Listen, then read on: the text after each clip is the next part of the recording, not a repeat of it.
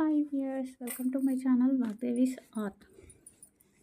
శ్రీ విశ్వావసునామ సంవత్సరం దక్షిణాయనం వర్ష ఋతువు భాద్రపద మాసం. ఈరోజు ద్వాదశి అండి. ఈరోజు ఉత్తరాషాఢ నక్షత్రం గురువారం.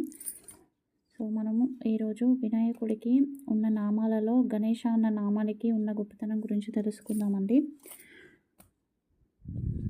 శ్రీ గణేశాయ నమః అనేది ఒక నామం మాత్రమే కాదు, గొప్ప మంత్రం. గణేష పురాణం ప్రకారం ఒక పట్టణంలో ఒక దొంగ నివసిస్తూ ఉండేవాడు. అతను ఎప్పుడు దొంగతనాలు అవి ఇవి చేస్తూ ఉండేవాడు. ఇక అతని దొంగతనాలని భరించలేక ఆ పట్టణం నుండి వెళ్ళగొట్టారండి. ఇక ప్రజలు అతడు దారి వెంట వచ్చేపోయే జనాలను వెంటాడుతూ ఉండేవాడు. ఒకరోజు అక్కడ ఉన్న జింకను వేటాడుతూ వెళ్తాడండి. అక్కడ సరస్సు కనిపిస్తుంది. ఆ సరస్సులో నీరు తాగుతాడు. అక్కడ ఒక ఋషి కనిపిస్తాడండి ధ్యానం చేస్తూ. అతన్ని చూసి ఇతని వృత్తి ఏంటి, మనుషులు కనపడితే చంపడం. సో అతన్ని చంపుదామని కత్తి తీస్తాడు. అంతలోనే అనుకోకుండా అతని ప్రమేయం లేకుండానే కత్తి జారిపోతుంది. చాలా సాత్వికంగా మారిపోతాడండి. ఇక ఆ ఋషి అడుగుతాడు, నువ్వు నన్ను చంపడానికి వచ్చావు కదా, మరి ఎందుకు చంపలేదు అని అడిగితే, ఏమో స్వామి, ఎందుకో తెలియదు, నాలో ఈ గుణం ఎందుకు వచ్చింది, అసలు నేను ఎందుకు ఇలా ఉన్నాను అని చెప్పండి అనగానే, ఆ సరస్సులో నీరు త్రాగడం వల్ల నువ్వు శుద్ధుడవయ్యావు అని చెప్పాడు. దయచేసి నాకు మంచి మార్గానికి దారి చూపండి అనగానే ఆ ఋషి శ్రీ గణేశాయ నమః అనే మంత్రాన్ని ఉపదేశించి ఒక దండాన్ని అతని ముందు పాటిపెట్టి, అది చిగురించేదాకా నువ్వు ఇది జపం చెయ్యి, నేను తిరిగి వచ్చేంత వరకు అని చెప్తాడండి. అలా ఆ తర్వాత ఆ ఋషి 1000 సంవత్సరాల తర్వాత వస్తాడండి.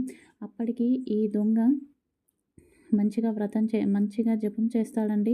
ఆ దండం చిగురిస్తుంది. అతని చుట్టూ కూడా పుట్ట మొలుస్తుంది. పుట్ట మీద చెట్లు మొలుస్తాయి. అయినా కూడా అంత స్పృహలోకి రాడు. అంత ధ్యానం చేస్తాడు. అది చూసి ఋషి సంతోషించి ఆ పుట్టలు చెట్లను తీసేస్తాడండి. తీసేయగా ఆ దొంగ నుదిటి నుండి తొండం మొలుస్తుందండి. అతనికి మంచి పేరు పెట్టి అతనికి ఏకబీజాక్షరి మంత్రాన్ని ఉపదేశిస్తాడండి. అతను అది మంచిగా తపస్సు చేసి జపం చేసి దేవతలు గౌరవించే స్థాయికి అతను ఎదుగుతాడండి. ఆ విధంగా శ్రీ గణేశాయ నమః అనే నామానికి అంత గొప్పతనం ఉంది. ఇక అతడు జపం చేసిన, ధ్యానం చేసిన ఆ ప్లేస్ ఇప్పటికీ ఉందండి. దాని పేరు నామలంగవ్. అది మహారాష్ట్రలో ఉంది. 21 గణపతి క్షేత్రాలలో ప్రసిద్ధి చెందిన గణపతి క్షేత్రాల్లో ఇది కూడా ఒక క్షేత్రం అండి. ఇక ఈరోజు రాశి ఫలాల గురించి తెలుసుకుందామండి. ముందుగా మేషరాశి వారి కెరీర్పై ఫోకస్ చేస్తారండి. వృత్తి ఉద్యోగ వ్యాపారాలు సజావుగా సాగుతాయి. విద్యార్థులకు అనుకూలంగా ఉంది. కాలాన్ని సద్వినియోగం చేసుకోండి.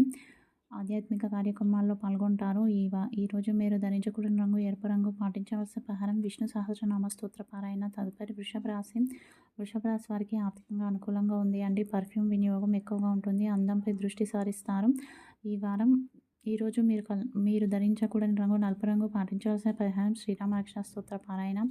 తదుపరి మిథున రాశి వారు రోజువారి పనులకు పరిమితం అవుతారంటే వృత్తి ఉద్యోగాల్లో స్ట్రెస్ అనేది ఎక్కువగా ఉంటుంది. అంచనాలు తారుమారు అయ్యే అవకాశాలు ఉన్నాయి. కోపం చికాకు పెరుగుతుంది. ఈరోజు మీరు ధరించకూడని రంగు నీలం. పాటించవలసిన పరిహారం శివకవచ స్తోత్ర పారాయణ. తదుపరి కర్కాటక రాశి వారు శుభకార్యాలపై దృష్టి సారిస్తారు. వాహన యోగం ఉంది. చక్కటి నిద్ర పడుతుంది. ప్రేమలు ఫలిస్తాయి. ఈరోజు మీరు ధరించుకునే రంగు పసుపు రంగు. పాటించవలసిన పరిహారం ఆదిత్య హృదయ స్తోత్ర పారాయణ. తదుపరి సింహరాశి వారికి ఆర్థిక విషయాలు అనుకూలంగా ఉన్నాయి. కీలక సమాచారాన్ని అందుకుంటారు. మాట తీరులో మార్పు ఏర్పడుతుంది. వాహన యోగం ఉంది. అసౌకర్యాలు తగ్గిపోయే అవకాశం ఉంది. ఈరోజు మీరు ధరించుకునే రంగు బ్రౌన్ కలర్. పాటించవలసిన పరిహారం శ్రీరామ రక్ష స్తోత్ర పారాయణ. తదుపరి కన్యారాశి వారికి చెప్పేది ఒకటి, ఎదుటి వారికి అర్థమయ్యేది ఒకటి. అవగాహన రాహిత్యం ఉంటుంది. వివాదాలకు చోటు చేసుకునే అవకాశాలు ఉన్నాయి. విద్యార్థులు జాగ్రత్త తీసుకోవడం అవసరం. వృత్తి ఉద్యోగాలు సజావుగా సాగుతున్నాయి. శ్రమ అధికంగా ఉంటుంది. ఈరోజు మీరు ధరించకూడని రంగు గులాబీ రంగు. పాటించవలసిన పరిహారం దశరథ కృత శని స్తోత్రాన్ని పారాయణ చేయడం. తదుపరి తులారాశి వారికి సాధారణ ఫలితాలు గోచరిస్తున్నాయి. అనేక పనులు ఒకేసారి చేయడం వలన మీకు తోడ్పాటుగా ఉండే వ్యక్తులు మీకు అందుబాటులో లేకపోవడం వలన కాస్త చికాకులు పెరుగుతాయండి. జాగ్రత్త వహించండి. ఈరోజు మీరు ధరించకూడని రంగు ముదురు ఆకుపచ్చ. పాటించవలసిన పరిహారం దుర్గా అవధూతారక స్తోత్ర పారాయణ.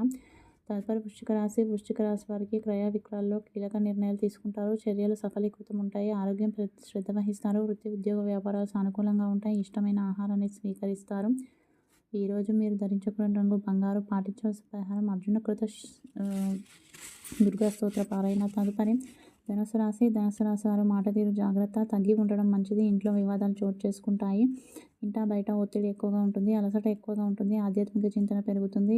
ఈరోజు మీరు ధరించకూడని రంగు వంకాయ. పాటించవలసిన పరిహారం లక్ష్మీ కవచ స్తోత్ర పారాయణ. తదుపరి మకర రాశి వారు కొత్త విషయాలు తెలుసుకుంటారు, నూతన ఉత్సాహం ఉంటుంది. ఉద్యోగ ప్రయత్నాలు ఫలిస్తాయి, వాహన కొనుగోలుపై నిర్ణయాలు తీసుకుంటారు. ఈరోజు మీరు ధరించకూడని రంగు ఆరెంజ్ కలర్. పాటించవలసిన పరిహారం హనుమాన్ చాలీసా పారాయణం. తదుపరి కుంభరాశి వారికి శ్రమ ఎక్కువ, ఫలితం తక్కువ ఉంటాయి. జాగ్రత్త వహించడం మంచిది. నిదానమే ప్రధానం అన్న విధంగా ముందుకెళ్ళండి. ఈరోజు మీరు ధరించకూడని రంగు గంధం కలర్. పాటించవలసిన పరిహారం నవగ్రహ స్తోత్ర పారాయణ. తదుపరి మీన రాశి వారికి ఈరోజు అనుకూలంగా ఉంది, విశ్రాంతి ఎక్కువగా దొరుకుతుంది. కాలాన్ని సద్వినియోగం చేసుకోండి. ఈరోజు మీరు ధరించకూడని రంగు నీల రంగు. పాటించవలసిన పరిహారం దశరథ కృత శని స్తోత్ర పారాయణ. ఇక సప్తమి తిథి రోజు జన్మించిన వారి గుణగణాల గురించి తెలుసుకుందామండి. వీరు మహాజ్ఞానిగా ఉంటారు, అనేక సుగుణాలు ఉంటాయి, విశాల నేత్రాలు ఉంటాయి, మంచి స్నేహాలు ఉంటాయి. స్త్రీ సంతానం వీరికి ఎక్కువగా ఉంటుంది అండి. కానీ వీళ్లకు ఇతరుల ధనంపై ఆసక్తి అనేది ఎక్కువగా ఉంటుంది.